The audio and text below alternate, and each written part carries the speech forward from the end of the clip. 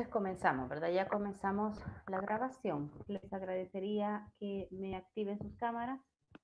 Solo no estarían obligados pues los que trabajan con datos, los de la mayoría. Gracias, Luis Alberto. Gracias, Jennifer, Jocelyn, Eric. Los que casi siempre me salen al frente son los que más me participan, ¿verdad? Son los que quizás ya más se conocen. Gracias. Les había dicho yo.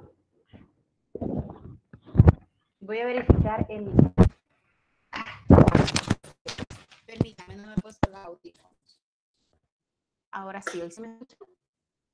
¿Sí? Sí, Lick. Gracias. He tenido problemas bastante con el internet el día de hoy. En la clase anterior me sacó veces y se me estaba cortando la voz. Entonces, cuando se me corte, por favor me avisen. Yo incluso hasta me cambié de máquina porque creí que mi máquina era el problema. Y no, es el internet. Tengo problemas con mi internet y por eso se me siente cortado. Incluso yo traté de meterle los datos, perdón, a mi computadora y no me lo conoce, ¿verdad? Ni siquiera lo reconoce. Entonces, espero yo que pueda trabajar, ¿verdad? Cuando no he cortado, no sé, denme una para poder hablarla más rápido en ese momento, porque sí, me está dando problema el internet este día. Bien. Yo les puse ahí que íbamos a trabajar en realimentación. Tal vez no cortado, pero el sonido es mejor. ¿O no ha mejorado nada?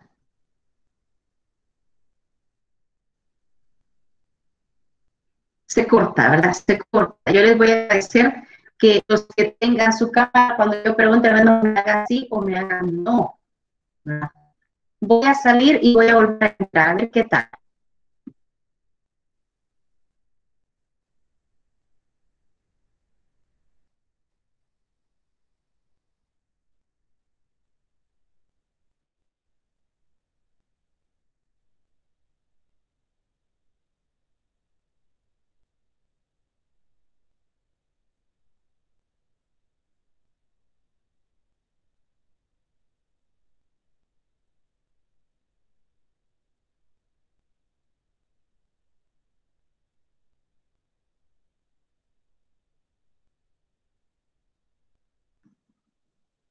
Veamos ahora, ¿cómo sienten mi sonido? ¿Anda igual de mal? Ya se escucha mejor, Lick. Ya se escucha mejor. Ya se escucha mejor. Gracias. Espero me deje, gracias Catherine y los que me han respondido, me deje trabajar. Yo les decía, era realimentación de todo lo primero que de hecho creo que ya les puse ahí la tarea, ¿verdad? Ya están ahí las indicaciones de la tarea. Al inicio vimos lo que era la definición. ¿Se recuerdan así a grosso modo cuál era la definición que dábamos de filosofía? ¿Cuál era así a la rápida? ¿Cuál era la definición que damos de filosofía? La búsqueda de la sabiduría. Exacto, gracias Jennifer. La búsqueda de la sabiduría. Y a eso nos explicaban algunos filósofos que todos tendríamos a la sabiduría, a saber qué más conocimientos nuevos yo puedo adquirir. Todos hemos pasado por esa edad de pequeñitos del famoso ¿por qué? Es que hay que irse a bañar, ¿y por qué? Échase perfume, ¿y por qué? Va a comer, ¿y por qué? Y de niños siempre andamos en ese famoso ¿por qué? Allí se demuestra la tendencia que tiene del ser humano al conocimiento. Nosotros siempre queremos conocer. Ahora bien, en la antigüedad, ¿a qué se refería cuando decía que el filósofo tenía que tener dominio de sí? ¿Quién me quiere comentar? Ya voy a elegir a alguien de la lista, pero alguien que me quisiera comentar de lo que se acuerde, o si le ha quedado alguna duda de eso. Yo lo poco que me acuerdo es de que un filósofo no te debería dejar por las pasiones y por las emociones. Exacto, gracias Guillermo. El filósofo no se debía dejar llevar por las emociones, ni grandes alegrías, ni grandes tristezas. Tendría que quedarse así inmutable, Como cuando, por ejemplo, no ustedes, yo les hago preguntas, jóvenes me están dando a entender y todos se quedan así. Jóvenes están perdidos. Y les cuento un chiste y se quedan igual así. No. No, ya no estamos en ese tiempo de la filosofía. Tenemos que ser expresivos, tenemos que darnos a entender. Pero en la antigüedad el filósofo era el que era el dominio de sí. Había un elemento específico que se le ponía a la filosofía. ¿Cuál recuerda usted que era ese elemento importantísimo que alguno de los filósofos, me parece que era Aristóteles, creo que era, no lo encuentro ahorita, que tenía que tener la filosofía? ¿Quién se recuerda? O para ustedes, ¿qué recuerdan cuál era uno de los elementos importantes? Patrick, me iba a comentar. La modestia. La modestia.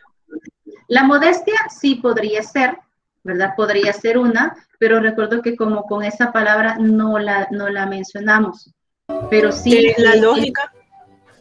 La lógica sí es algo importante. La modestia, ¿por qué podríamos decir? Porque no eran filósofos como hoy en día dicen los jóvenes que se la anda picando. No, ellos no se la picaban de sus conocimientos. La lógica era algo bien importante que tenían que tenerlo porque ellos querían razonar, darle una respuesta coherente a las preguntas e interrogaciones que ellos tenían. ¿Qué otro aspecto mencionábamos que era importante para un filósofo de esa época? ¿Quién recuerda? Yo les pedí ahí dentro de las indicaciones era que repasaran, así aunque sea rápido, los documentos que habíamos visto, porque hoy quería yo saber si me había dado a entender en todo lo inicial. ¿Nadie recuerda? Platón y Aristóteles, ¿qué nos aconsejaban? O ellos, ¿qué elemento importante le ponían a la filosofía? ¿Alguien recuerda? Sabiduría. Sabiduría, pero alguien me dijo y solo escuché, ¿quién? La admiración. Exacto, Javier, es la admiración. La admiración es ese elemento el cual detiene a cada persona su mirada. Decía el documento, me parece, no es un mirar así a la ligera, sino que cuando nosotros estamos viendo a la ligera hay algo que nos llama la atención y nos centramos ahí. Entonces, eso es admiración, era querer penetrar eso que me ha admirado. Así sea algo tan sencillo como una flor, ¿verdad? Y esta flor, ¿por qué tiene esos colores? ¿Por qué en algunas partes de su pétalo, por decirlo así, es un color más intenso y el otro es más suave? O algo tan, alguien puede decir ridículo, sin valor, como es una hormiga, ¿verdad? ¿Cómo creen ustedes que hoy llegamos o conocemos bastante sobre las hormigas, sobre cómo trabajan, cómo viven, por qué hacen esto o por qué hacen lo otro? Porque alguien se admiró de ellas. Se admiró a lo mejor de verlas tan pequeñitas, su organización para trabajar y siempre están trabajando. Entonces, alguien iba siguiendo a una u otra hormiguita. Quiere decir que es admirarse. Nosotros no estamos exentos de la admiración. También nos admiramos, ¿sí? De muchas cosas. Puede ser cosas de arte, puede ser, se admira de algún amigo o alguna amiga que tiene una facilidad para resolver algo, para ayudarnos en algo. La admiración siempre va a estar ahí. Y aunque nosotros no llevemos el rótulo aquí de filósofos netos, puro, ¿verdad? Somos personas que estamos interesadas en descubrir respuestas para nuestras interrogantes. Y eso ya nos mete un poquito de la admiración porque nos detiene y nos hace pensar. Ahí es donde entra la lógica que me decían, ¿verdad? Y dígame, Javier. También hablábamos, bueno, me recuerdo que hablábamos de que la admiración tenía como dos factores, que era el intelectual y el sentimental. Así es, así es. Si por ejemplo, alguien que no manifieste sus sentimientos, alguien que su inteligencia pues no le interesa tanto utilizarla, no se va a admirar de nada, ¿sí? Cuando a alguien los sentimientos no se le inclinan hacia ese objeto que va a admirar, no le va a interesar.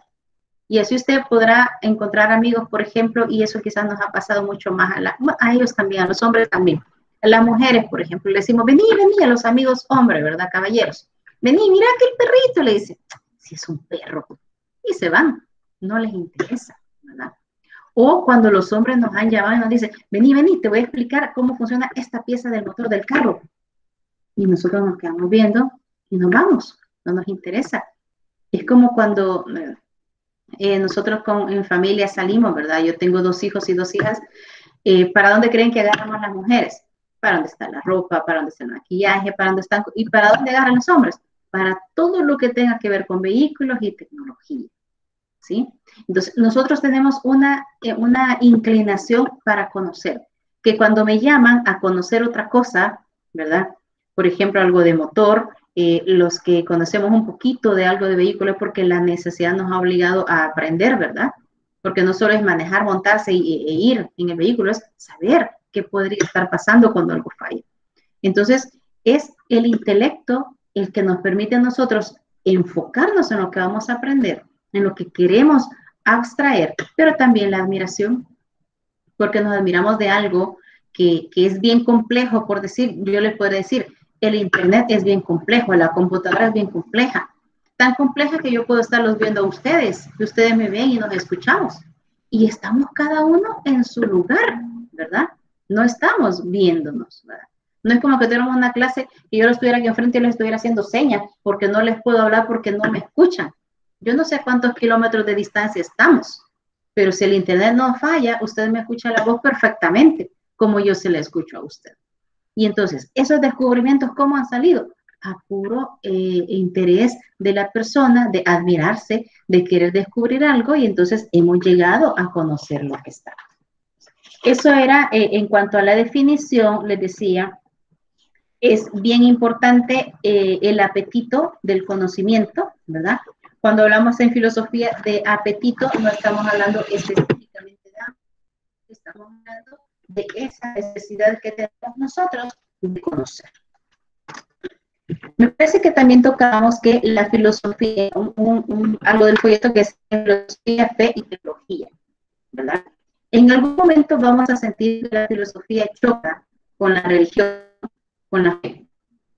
Porque la mayoría de filósofos, la mayoría, porque no puedo generalizar, ya nos vamos a topar, y de hecho ya nos hemos topado con los filósofos que en algún tipo de Dios creían, pero como que se contradice.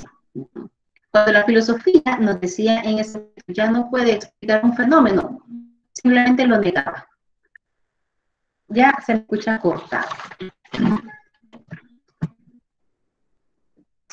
Y en este momento, todavía cortado.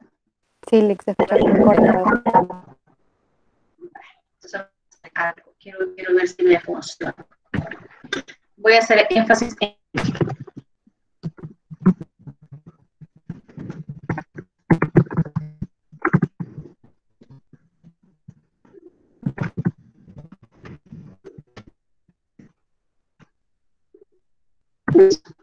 La filosofía en algún momento se contradice con la religión, específicamente en la fe. Cuando la filosofía, todavía estoy cortada, ¿sí? Vale.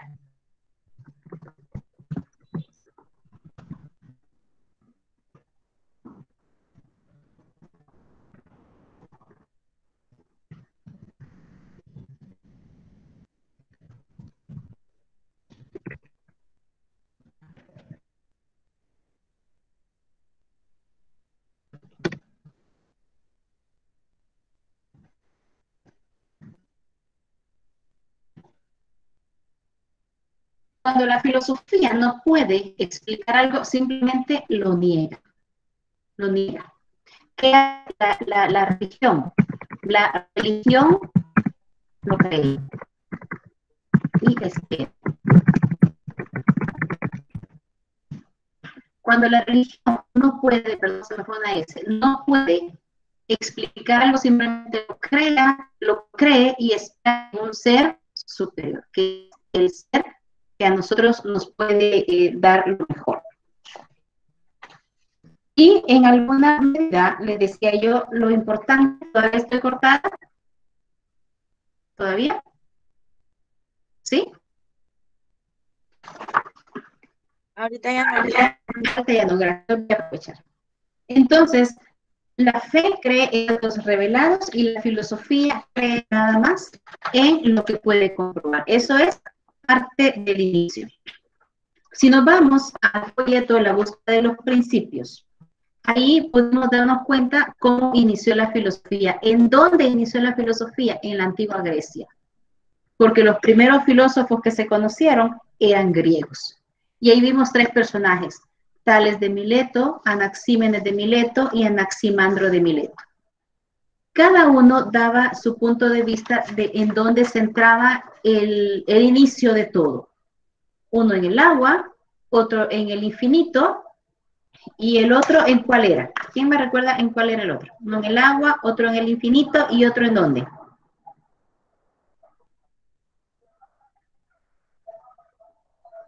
El aire.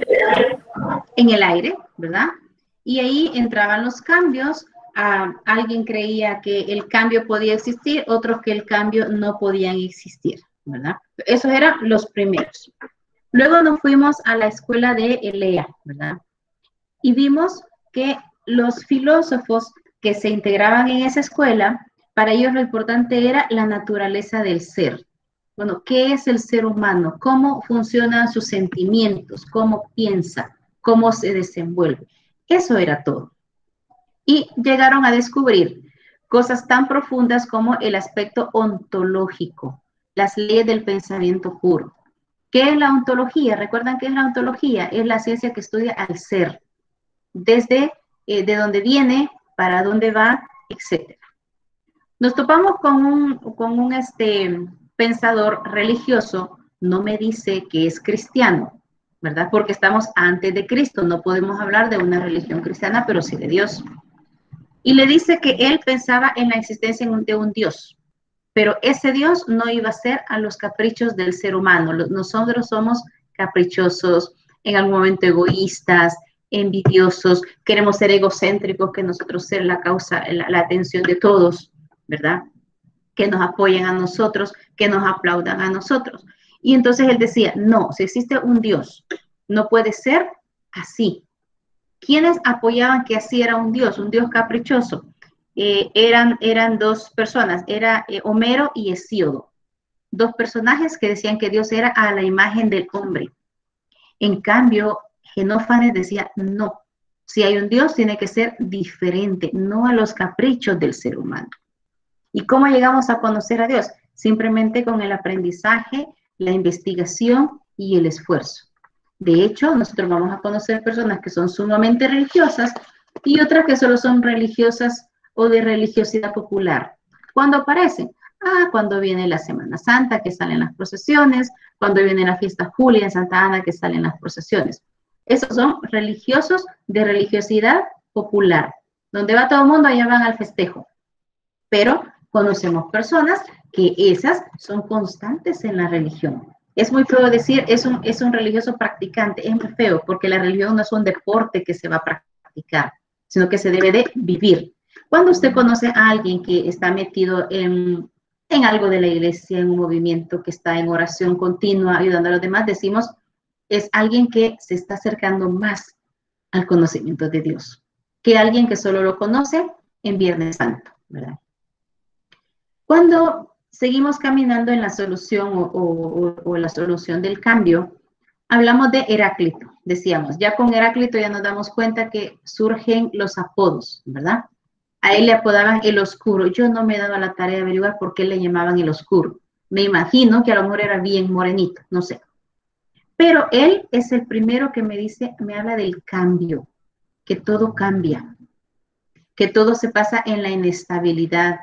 Yo les decía, ¿qué es lo contrario al agua, por ejemplo? Generalmente usted me va a decir, es el fuego, ¿sí?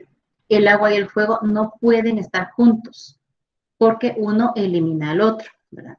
¿Qué otra inestabilidad tenemos? Si hablamos de carácter, en un momento estamos contentos y algo pasa y nos dispara la chispa y entonces nos enojamos. Somos inestables también.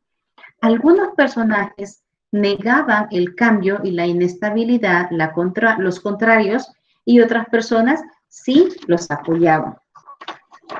Llegamos a Platón. ¿Quién recuerda de lo importante de Platón, de los que leyeron? o de lo que se acuerda usted vagamente. ¿Qué recuerda usted que hablábamos de Platón? Estaba familiarizado con la ciencia desde muy joven. Él estaba familiarizado con la ciencia desde muy joven, ¿verdad?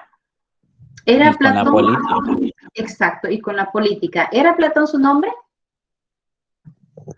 No, No, No, era era su Aristarco. Exacto, su nombre era Aristarco, eso que no se les olvide. Lo que se hizo famoso es Platón, y perfecto. Siempre que usted lea un libro, la vida de Platón o Platón, etc. Pero saber que ese era un apodo, que su nombre era Aristarco. Familiarizado con la filosofía, ¿verdad? Pero él trató de hacer algo muy importante en su época, y era, como él era un aristócrata, quiere decir, era de los de clase alta, él podía relacionarse con ese tipo de personas.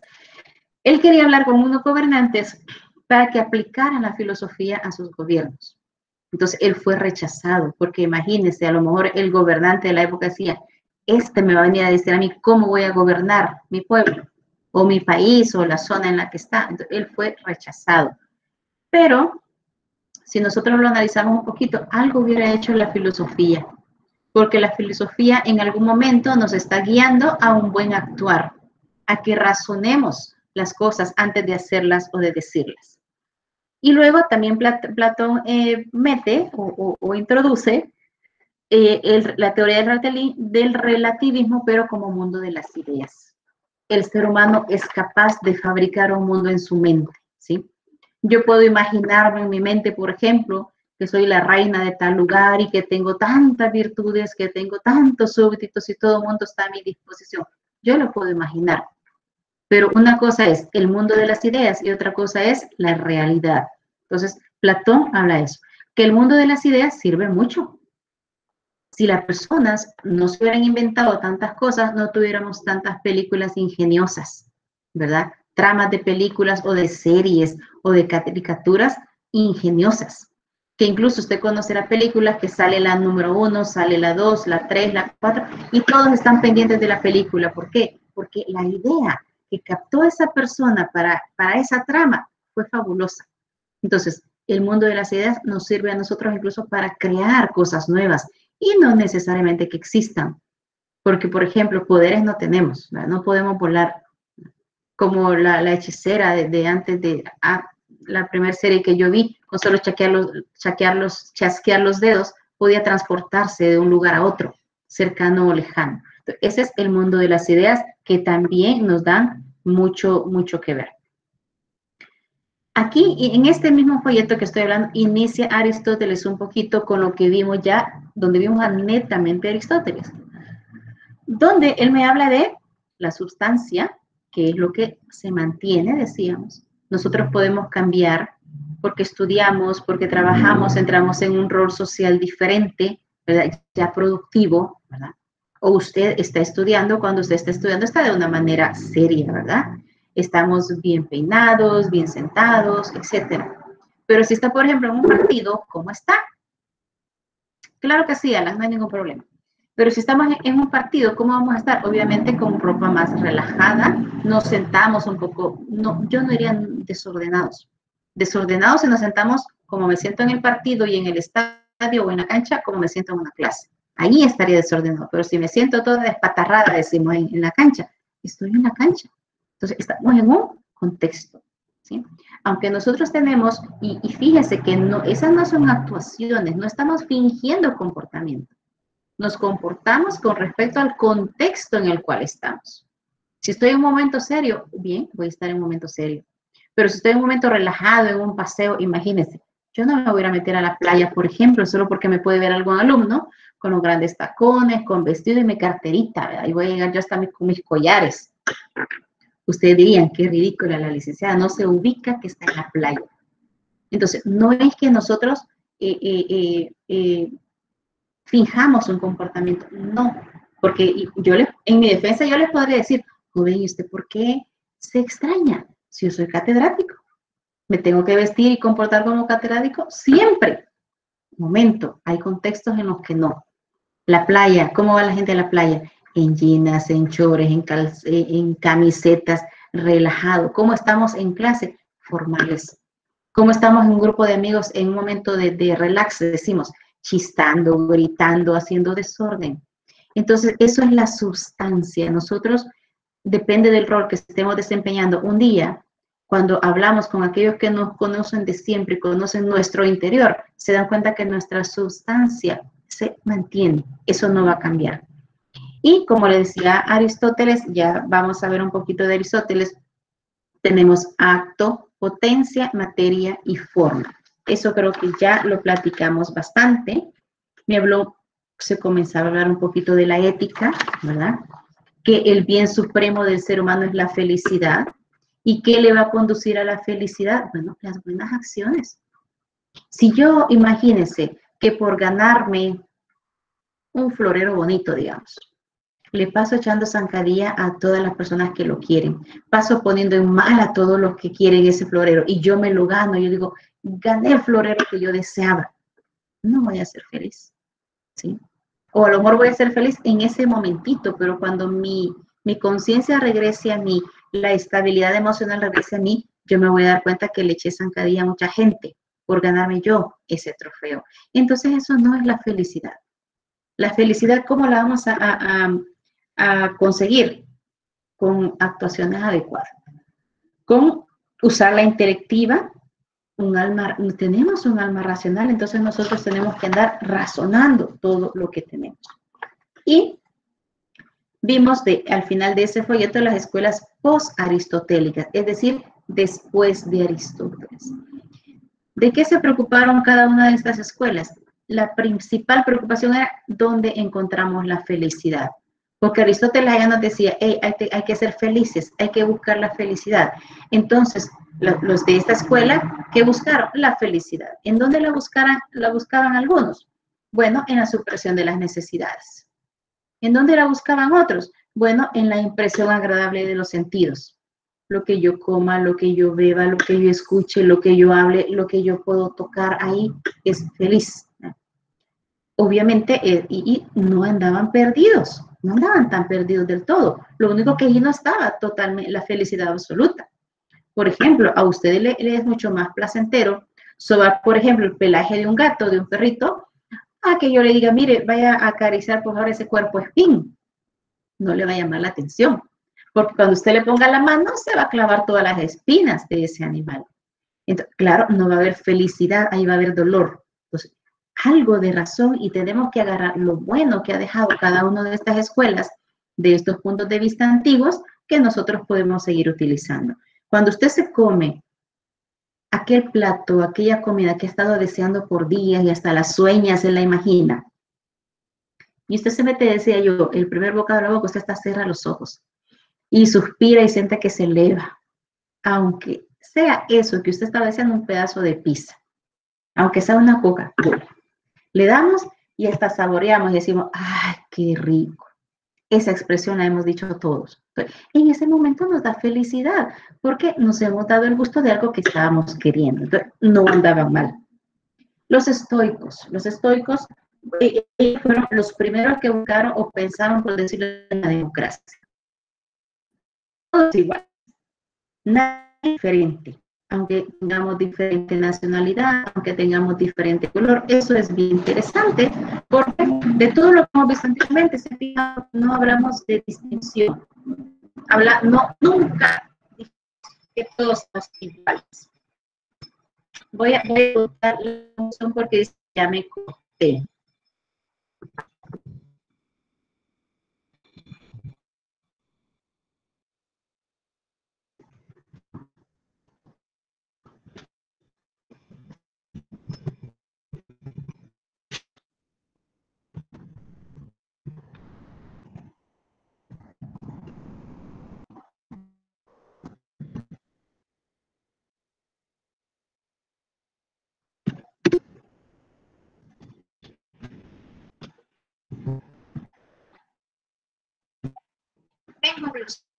La respuesta de todas estas escuelas es en dónde buscaban la felicidad, a dónde se sentaba cada uno de ellos.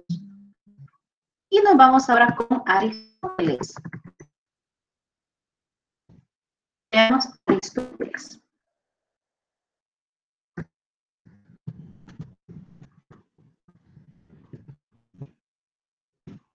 Ya hablamos de acto y evidencia, ¿verdad? Está cortado, estoy escribiendo.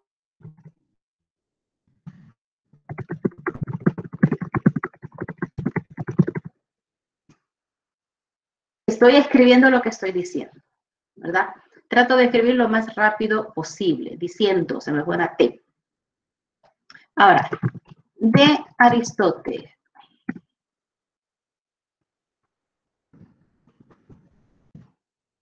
De Aristóteles, ¿qué vamos? Quiero ver.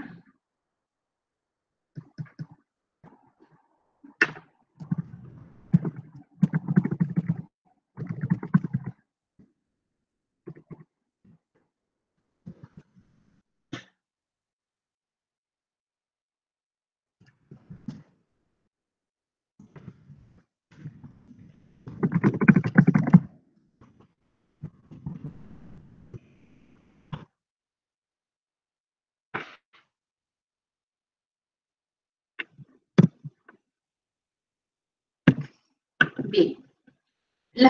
Aristóteles menciona la filosofía primera. La filosofía primera. Habla de cosas individuales. Gracias, Sofía.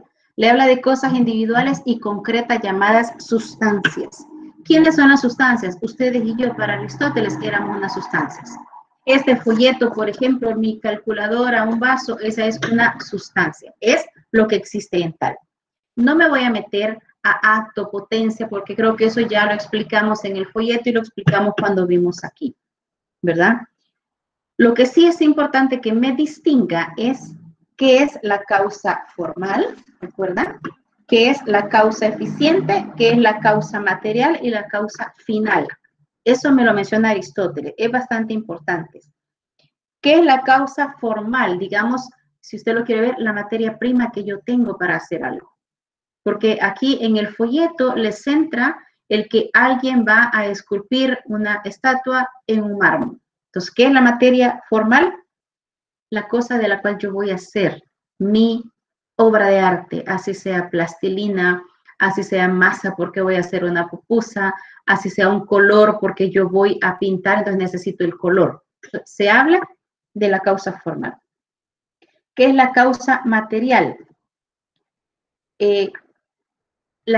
Lo que yo tengo en mi mente que voy a imprimir o voy a fabricar con esa materia prima que les acabo de decir. Tengo masa, en mi mente está, puedo hacer pupusas, puedo hacer tortillas. Ah, pero para pupusas necesito queso, chicharrón, lo que yo le quiera poner. Esa se convierte ahora en causa formal.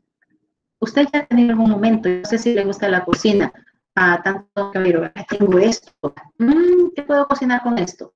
Tiene la causa formal. La causa formal. ¿Cuál es la causa material? Lo que usted dice que va a hacer con eso. Si son ejotes, bueno, lo puedo hacer envueltos en huevo, lo puedo hacer huevo, o puedo hacer simplemente sopa o arroz con ejotes y lo voy a ocupar. Esa es mi causa material. Lo que yo quiero llegar a crear en esa materia prima. ¿Quién es la causa eficiente? Bueno, de lo que me voy a basar para fabricar o cocinar lo que quiero y yo misma, ¿verdad? Porque por más pupusas o tortillas que yo quiera hacer, si yo no tengo mis manos para palmearla, va a ser difícil. ¿Qué cosas eficientes son? Mis manos, soy yo, porque estoy pensando, ¿verdad? Yo no sé si las hago, pero a veces no salen tortillas o pupusas todas chuecas, todas, a mis hijas se me salen cuadradas, digo, pero no importa, un día le van a salir redondas. Entonces, es esa causa eficiente. Yo, ¿cómo lo hago? ¿Y cuál sería la causa final? Bueno, lo que usted va a cocinar, porque estoy hablando específicamente de cocina, le quede rico, ¿sí? Que no le quede pesado, que no le quede crudo, porque lo haga antes. ¿Y a quién voy a dar? ¿Quién va a degustar lo que yo acabo de cocinar? A lo mejor mi familia, a lo mejor es la novia, a lo mejor es el novio. Lo que buscamos en esa causa final, ver ese rostro de satisfacción porque están saboreando lo que nosotros hemos hecho. ¿Sí? Puedo centrarles yo o explicarles en algo bien cotidiano en qué consiste eso de la causa formal, causa material, etc. Y creo que de ahí nos fuimos, después de Aristóteles, ¿a quién vimos? Nos vimos después a San Agustín, ¿verdad? Nos fuimos a San Agustín, creo que nos fuimos. ¿Qué recuerdan de San Agustín? ¿Qué le llamó la atención de San Agustín? Se me ha perdido San Agustín, pero díganme, ¿qué recuerdan de San Agustín? Ya lo encontramos. Yo me acordaba o medio recuerdo que él tenía una filosofía en la cual él creía en la existencia, ¿verdad?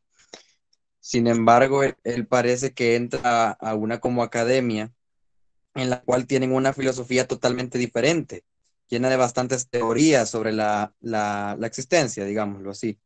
Sin embargo, ni una de estas teorías a él como que lo vencen, lo llenan, y él decide seguir buscando más y más teorías hasta tener quizás una concreta.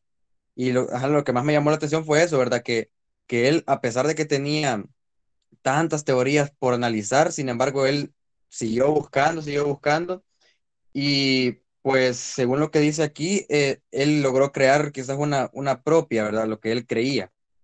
Y eso es lo que me llamó la atención de él. Así es, y muy interesante lo que dice Oscar, porque al final, ¿con quién se quedó San Agustín? Se quedó con un Dios, ¿verdad?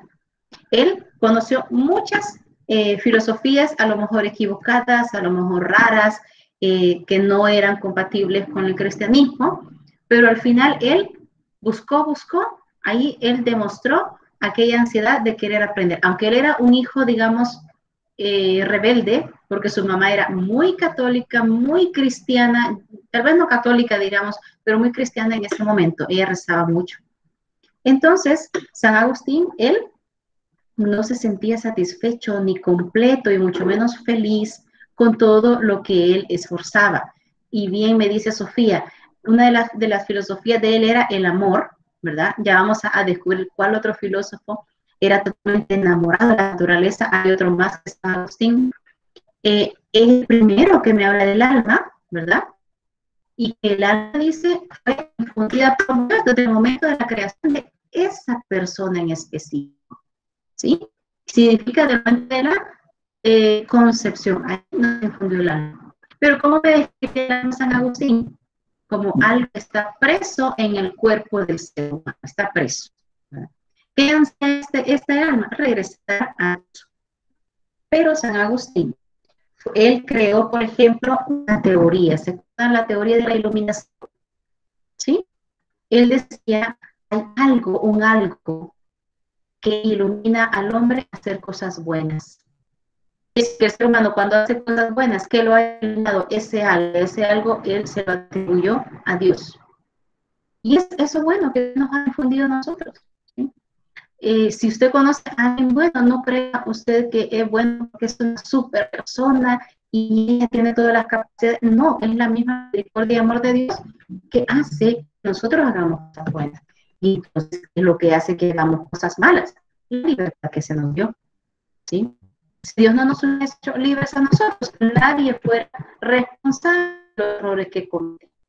Nadie fuera responsable de las faltas graves, o nadie fuera responsable de los pecados, si lo estoy heredando específicamente en el ámbito religioso. Somos libres. También, aspectos importantes de San Agustín. ¿Cuáles fueron sus luchas? ¿En dónde orientó sus luchas? Contra la herejía, ¿verdad? No le usaban herejes, trataba de corregir a los herejes o hacerlos a un lado, no hacerles caso. A los paganos, ¿verdad? Luchó por corregir las actitudes de los paganos. Obviamente no de todos los ha logrado. Y la otra, muy importante para nosotros los católicos, la organización de la iglesia. Estaba desordenada. A lo mejor él dijo, bueno, un momento, ¿quiénes van a matar aquí? Vamos a organizar la iglesia. Por ejemplo, en la policía, ¿verdad? Hay un orden jerárquico, están los agentes, están los cabos, están los sargentos, son inspectores, etc. Hasta llegar al máximo que son los comisionados, ¿verdad? Esa jerarquía que hay en la policía, en otras instituciones, también existe en la iglesia. Estamos los laicos, les decía yo, los sacerdotes, las monjas que son personas consagradas, pero no puede ser o de un sacerdote, Están los obispos, los diáconos, los obispos, los cardenales y el papa. Hay una jerarquía.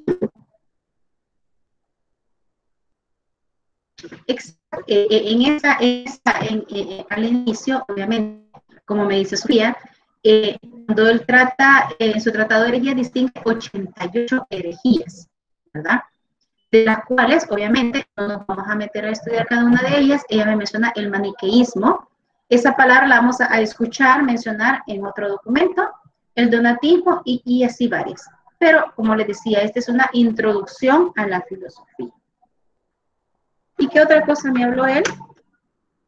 Creo que me habla del amor, del alma, ahí necesito que se centren en ello. Y vimos la cuestión de los universales. Me gustaría saber si tienen dudas con lo que son de los universales. Voy a cerrar un poquito el micrófono que viene alguien gritando muy fuerte.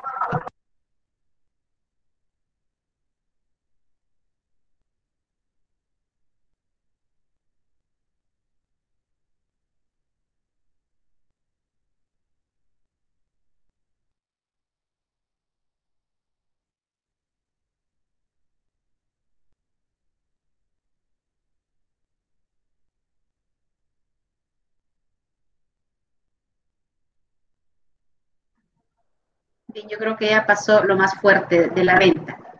Entonces, de la cuestión de los universales, ¿habrá algo que les haya quedado en duda?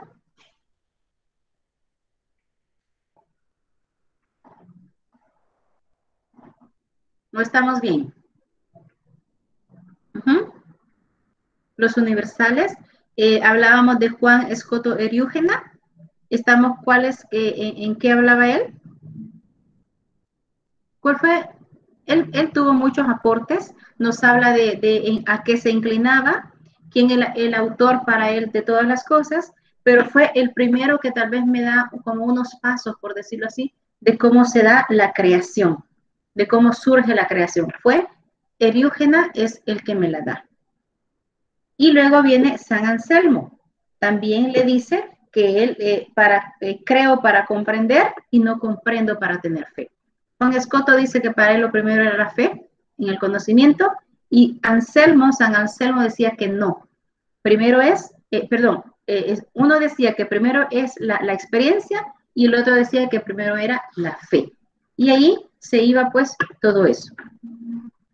Me habla que trataron de dar algunos, de descifrar la existencia de Dios, cómo era Dios, y algunos sugirieron el aspecto matemático, en el sentido que la matemática era exacta, pero no llegaron a deducir lo que era Dios. Y de hecho jamás lo van a llegar a deducir, ¿verdad? No sé si estamos claros hasta ahorita. Entonces, esa sería la clase de hoy, donde yo lo que quiero era hacer una recapitulación ligera de todo lo que hemos visto. Ojo, habrá cosas que se me habrán quedado en el camino, pero como usted ya va a empezar la tarea, usted va a profundizar más y las va a tomar en cuenta, ¿verdad? Y de hecho va a ir estudiando. Ya tiene una tarea.